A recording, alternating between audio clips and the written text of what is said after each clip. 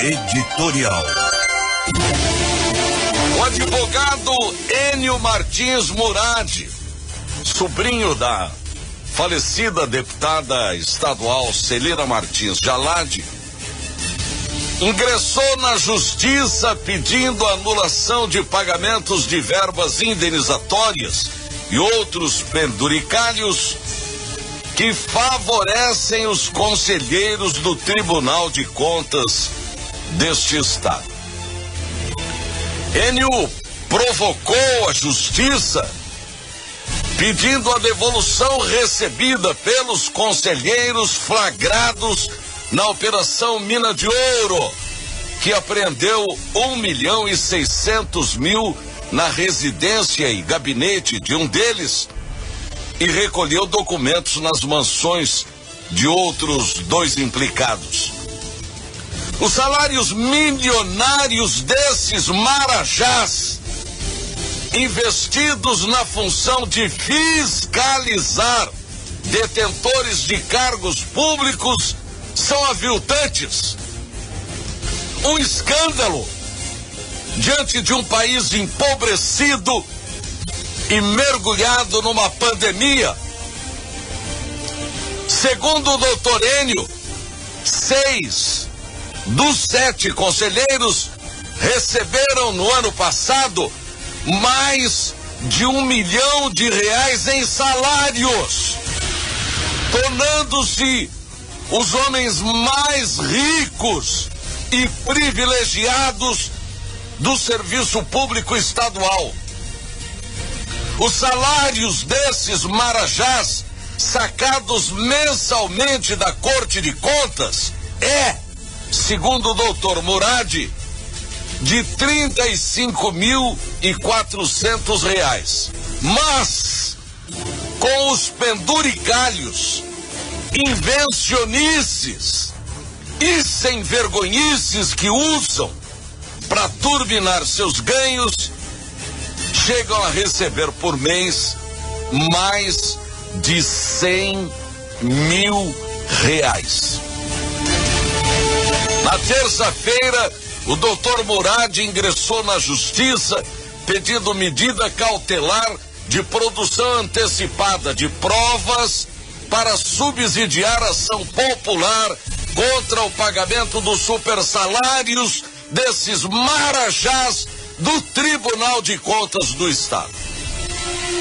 O advogado, que é funcionário do Tribunal de Contas, pediu a suspensão dos pagamentos e a devolução imediata das quantias recebidas, além da restituição dos valores ao Estado, considerando que o STF, em idêntica situação, já determinou, em casos semelhantes, a suspensão desses penduricalhos e providências imediatas quanto aos abusos financeiros cometidos por esses conselheiros que aprisionaram o Tribunal de Contas como se fosse o órgão público de suas propriedades, dividindo o poder entre os conselheiros, ignorando que o Tribunal de Contas pertence ao povo, tendo sido criado para fiscalizar e não para ser transformado num órgão de balcão aberto para negócios. Quem observa de fora o enriquecimento meteórico dos tais conselheiros sabia que mais cedo ou mais tarde tudo isso explodiria.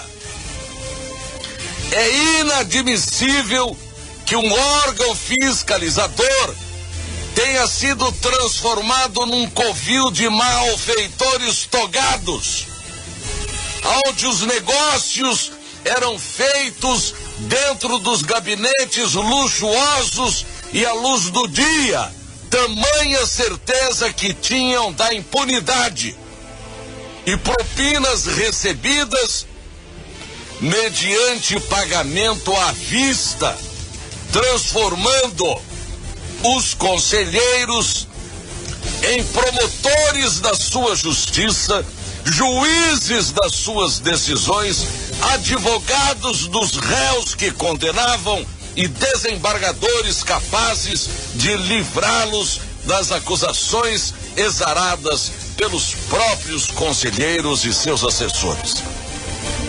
No fundo, o Tribunal de Contas do Estado foi transformado numa espécie legal de tribunal do crime. Correto, e não se sabe por que até agora não fizeram isso, seria acabar com toda a malandragem que tomou conta do Tribunal de Contas, julgar os envolvidos, prendê-los, mandá-los para suas casas ou cadeias, a fim de moralizar esse tipo de serviço que se presta aos contribuintes quanto à aplicação do dinheiro dos nossos impostos.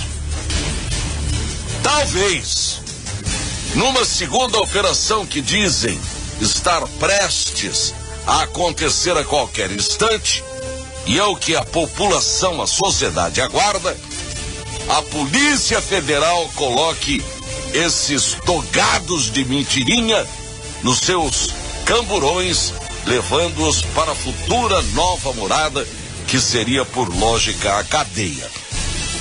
O Tribunal de Contas se encaixa em gênero, número e grau ao velho adágio popular que diz: ali, amigo, se puxa uma pena, sai uma galinha.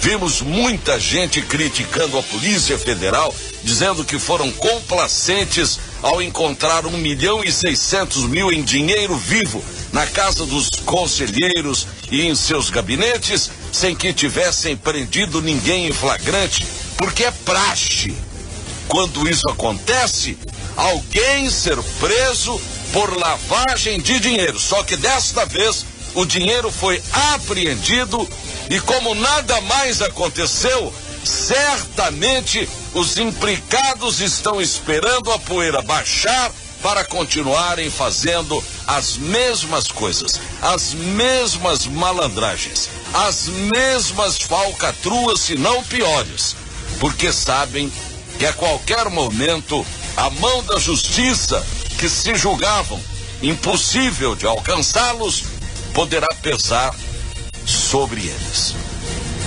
Acreditam as pessoas de bom senso e de conhecimentos que a diligente Polícia Federal deva estar mergulhada em investigações mais aprofundadas para, quando pegar novamente o caso, lotar o bonde.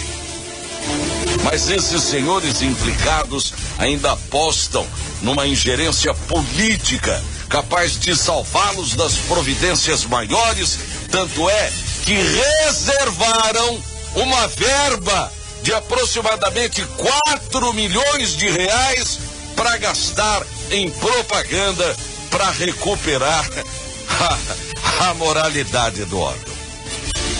A sociedade pergunta: propagar o quê de um órgão onde a desmoralização dos seus conselheiros é pública, é irrefutável, é verdadeira? Recuperar o quê se ali não existe mais nada para ser recuperado?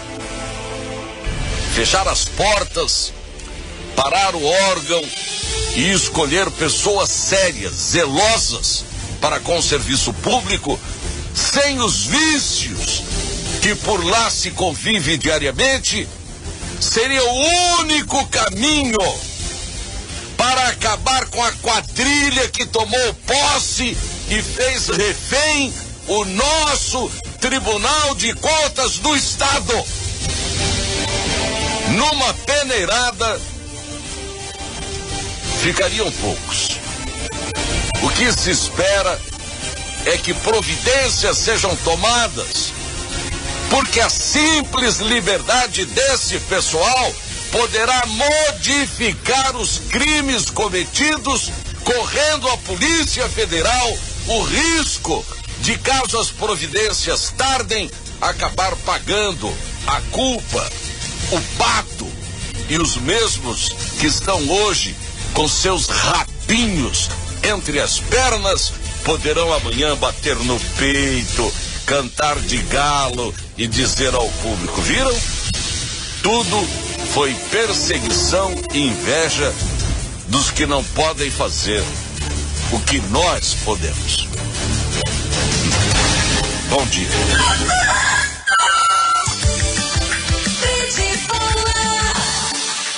E o melhor da noite.